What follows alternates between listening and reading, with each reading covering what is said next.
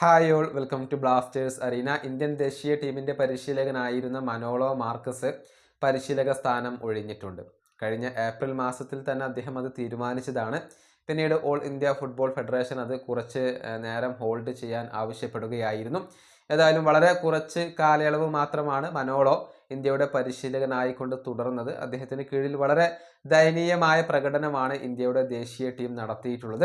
ഏതായാലും ഇതിന് പിന്നാലെ തൻ്റെ ആദ്യ പ്രതികരണം ഇപ്പോൾ മനോളോ മാർക്കസ് രേഖപ്പെടുത്തിയിട്ടുണ്ട്. അതായത് തനിക്ക് പറ്റിയ ഒരു സ്ഥലമല്ല ഇന്ത്യൻ ദേശീയ ടീം എന്നാണ് ഇപ്പോൾ മനോളോ പറഞ്ഞിട്ടുള്ളത്. അവിടെയുള്ള കാര്യങ്ങളൊക്കെ വ്യത്യസ്തമാണ്, നിയമങ്ങളൊക്കെ വ്യത്യസ്തമാണ് എന്നുകൂടി അദ്ദേഹം വിമർശിച്ചിട്ടുണ്ട്. മനോളോയുടെ വാക്കുകൾ ഇങ്ങനെയാണ്: ഇന്ത്യൻ ദേശീയ ടീമിനെ പരിശീലിപ്പിക്കുക എന്നുള്ളത് എൻ്റെ ജീവിതത്തിലെ ഏറ്റവും വലിയ സ്വപ്നമായിരുന്നു. പക്ഷേ ഇവിടുത്തെ നിയമങ്ങൾ വ്യത്യസ്തമായിരുന്നു. ഇതോടെ ഇതെനിക്ക് പറ്റിയ സ്ഥലമല്ല എന്ന് ഞാൻ മനസ്സിലാക്കി.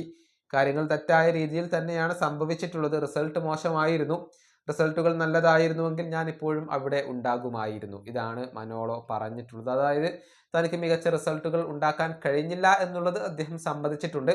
പക്ഷേ ഇന്ത്യൻ ദേശീയ ടീമിനകത്തുള്ള നിയമങ്ങൾ വ്യത്യസ്തമാണ് എന്നുകൂടി അദ്ദേഹം പറയുമ്പോൾ അത് ഓൾ ഇന്ത്യ ഫുട്ബോൾ ഫെഡറേഷനെതിരെയുള്ള ഒരു വിമർശനം കൂടിയാണ്. കാര്യങ്ങൾ അതിനകത്ത് ശരിയല്ല എന്ന് തന്നെയാണ് അദ്ദേഹം ചൂണ്ടിക്കാണിക്കുന്നത്.